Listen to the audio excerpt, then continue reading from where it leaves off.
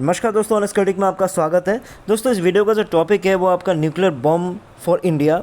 जी हाँ, ये टॉपिक सुनते ही आप सबको समझ में आ गया होगा कि किस रिगार्डिंग हम इस वीडियो में डिस्कस करने जा रहे हैं। सो फिर भी एक बार अपडेट को रिकैप कर लेते हैं। मिस्टर नाजल ने हिंट किया था मिस्टर ऐश को कि हम इंडिया के लिए बहुत बड़ा कुछ धमाका करने जा रहे हैं इंडिया में, और कुछ ही बहुत शानदार करने जा रहे हैं। तो I am not sure mister नाजल कौन है। आई थिंक वो सीएमओ ही होंगे, शायद चीफ मार्केटिंग ऑफिसर होंगे, क्योंकि बीच में मैं गायब था तो कौन किस पोस्ट में आया है तो I am not sure. Last मुझे याद आ रहा है जो आई थिंक डॉक्टर शोभा आई थी शायद, तब की बात है। तो उसके बाद से मेरे पास भी कोई अपडेट है नहीं, तो चलो मान के चलते हैं वो मार्केटिंग का ये जो भी हेड है, तो उन्होंने ये प्लान किया है कि कुछ बढ़िया मार्केटिंग इंडिया में करने जा रहे हैं। तो इसी चीज़ को लेके इस वीडियो में हम डिस्कस करेंगे, प्लस कुछ एनालिसिस करने की कोशिश करेंगे। तो चलिए वीडियो को शुरू करते हैं। सो मार्केटिंग को लेके अगर इंडिया में की जा रही है तो ये बहुत ही ग्रेट न्यूज़ है, बहुत ही बढ़िया न्यूज़ है। क्योंकि ये कई महीनों से, आई थिंक कई सालों से हम इंतज़ार कर रहे थे, क्योंकि जब मुझे याद है कि जब ये दुबई में स्टार्ट होने जा रहा था तो हमारे चैनल में हमने डिस्कस किया था कि ठीक है, दुबई में तो आप कर ही रहे हो, जब इतना बड़ा जनसंख्या more than 50% of the founders अगर इंडिया से है तो इंडिया में क्यों नहीं कर रहे हो। तब हमने पूछा था, तो यही कहा गया था कि दुबई आईटी हब है, यहाँ करना ज़्यादा इम्पोर्टेंट है। तो उस बात को लेकर तब से शायद सबका इंतज़ार ही चल रहा था कि इंडिया में मार्केटिंग कब होने जा रही है। लेकिन मिस्टर नाजल ने जब बोल दिया कि बहुत ही अब धमाका होने वाला है, न्यूक्लियर बम फटने वाला है, तो बहुत शानदार मार्केटिंग होने वाली है, तो उसी का आभास हो रहा है। लेकिन अभी मेरे कुछ पॉइंट है तो वो मैं आप लोगों से शेयर करना चाहूँगा। वो ये है कि अभी जो इंडिया में जो मार्केटिंग अभी करने जो ऑन पैसिव जा रही है, तो अभी का जो सिचुएशन थोड़ा सा अलग है। इन द सेंस कि मतलब जैसे उस समय जब दुबई में स्टार्ट किया था, सेम टाइम पे अगर साइमल्टेनियसली इंडिया में किए होते तो उस समय का सिचुएशन और अभी का सिचुएशन एकदम डिफरेंट है। तो अगर सेम टू सेम अगर जो आप दुबई में जो आपने किया है, मतलब थोड़ा सा शोबाजी और सेम टू सेम अगर आप रेप्लिकेट करोगे इंडिया में, तो हो सकता है कि वो वर्क ना करे। क्योंकि ऐश और जो मार्केटिंग टीम हो उनको थोड़ा सा ध्यान रखना पड़ेगा कि क्या है कि इंडियन जो पॉपुलेशन है ना, मतलब बहुत ज़्यादा हमारा, मतलब 50% से भी ज़्यादा अगर आप देखोगे तो हम लोग इंटरनेट यूज़ करते हैं, इंटरनेट यूज़र्स हैं। तो इसलिए क्या होगा कि वो कुछ भी काम अगर करते हैं, कुछ भी नई चीज़ें आजकल आ रही है तो इंटरनेट पर सर्च करते हैं, गूगल करते हैं, यूट्यूब में फाइंड आउट करने की कोशिश करते हैं। तो इस तरह का प्रॉपर एक रिसर्च करने के बाद ही फिर वो चीज़ों को आगे लेते हैं। तो इसलिए अभी सिचुएशन मैंने अलग क्यों है बोला, तो आपको ये याद रखना पड़ेगा कि उस समय क्या था कि उस समय जो मार्केटिंग था पहले बार करने जा रहे थे। आई थिंक उस समय 2 से ढाई साल हुए थे या 3 साल हुए थे ऑन पैसिव को, राइट। लेकिन अब धीरे धीरे टाइम और बढ़ता गया है। तो अभी क्या होगा कि आप अगर वो शोबाजी वाले बिजनेस करोगे इंडिया में, सॉरी मार्केटिंग करोगे आप इंडिया में, तो अभी थोड़ा से मतलब एक शक की नज़रों से भी इंडियंस देख सकते हैं। क्योंकि ऑब्वियस सी बात है कि 5 सालों से आप एक ही स्ट्रेटजी पे चल रहे हो, कुछ बढ़िया होने वाला है, कुछ शानदार होने वाला है, अब आने वाला है, तब आने वाला है। और कॉपी ट्यूबर्स को अगर देखेंगे तो बोलेंगे बूम बूम बूम बूम। तो हर 15 दिन बाद बूम हो रहा है, हर अगले हफ्ते बूम हो रहा है, अगले महीने बूम हो रहा है, हर साल बूम हो रहा है। तो ये एक नेगेटिव इम्पैक्ट डेफिनेटली आ जाएगा। क्योंकि आप सीधा देखेंगे, कॉपी ट्यूबर को देखेंगे तो बोलेगा यार ये पिछले 5 साल से तो एक ही कहानियाँ सुनाई जा रहा है, अभी तक तो ऐसा कुछ कॉन्क्रीट दिखा नहीं है। तो ऐसी चीज़ें एक नेगेटिव इम्पैक्ट डेफिनेटली लाने वाली है। क्योंकि आप खुद सोच के देखो कि आपने पिछले 5 सालों में एग्जैक्टली कॉन्क्रीट तरीके से आपने कुछ दिखाया नहीं अभी तक, अपार्ट फ्रॉम जो भी आप लोग दुबई में जो मार्केटिंग की है।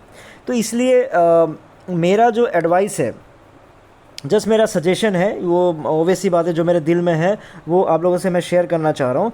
अगर इंडिया में आपको इसको मार्केटिंग को सक्सेसफुल बनाना है, ठीक है, अपार्ट फ्रॉम जो मतलब शानदार धमाकेदार न्यूक्लियर बम फोड़ दो या फिर आप एटम बम फोड़ दो, कोई भी बम फोड़ दो, लेकिन बम के साथ आपको ये ध्यान में रखना पड़ेगा कि अगर आपको इसको सक्सेसफुल बनाना है मार्केटिंग को, तो आपको सबसे पहले तो कॉन्क्रीट इन्फॉर्मेशन आप इंडियन को दीजिएगा कि जो आपने दुबई में जो मार्केटिंग की है ना, तो उसका एक कॉन्क्रीट इन्फॉर्मेशन दे दीजिए कि वो कैसे सक्सेसफुल रहा।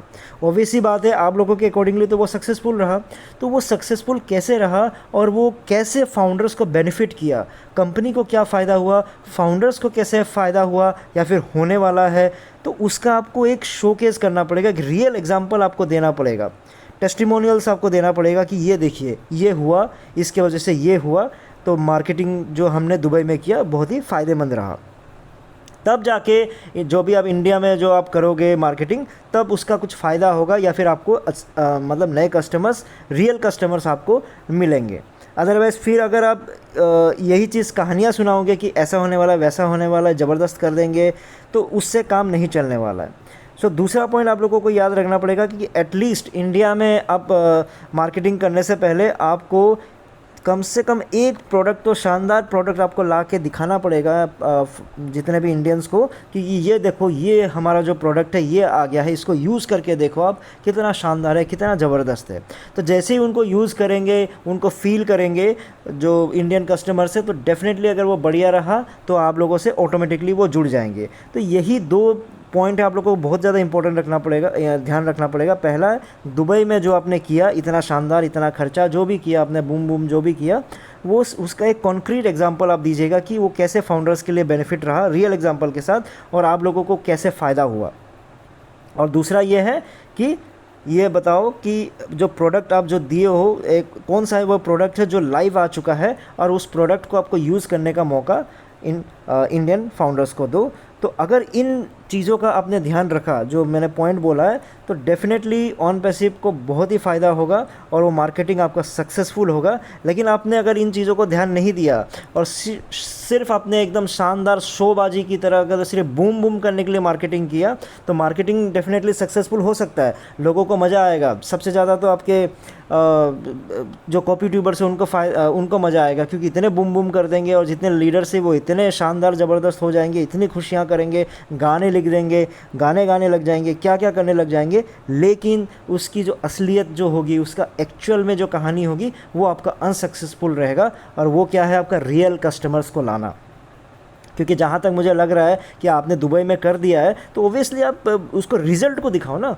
एक बार तो आप दुबई में जो हो गया उसको रिज़ल्ट को दिखाओ, उस रिज़ल्ट के थ्रू आप आगे की मार्केटिंग करो। नहीं, ऐसा कोई प्लान तो नहीं है ना कि मैं पहले पूरे दुनिया में पहले मार्केटिंग करूँगा, पूरा मार्केटिंग से छा जाऊँगा, उसके बाद मैं प्रोडक्ट को लेके आऊँगा। होप कि ऐसा प्लानिंग आप ना कर रहे हो। तो इंडिया में आप आए हो, 50% से ज़्यादा आपके फाउंडर्स इंडिया के ही हैं, तो ऑब्वियस सी बात है उनकी इज्जत का भी सवाल है।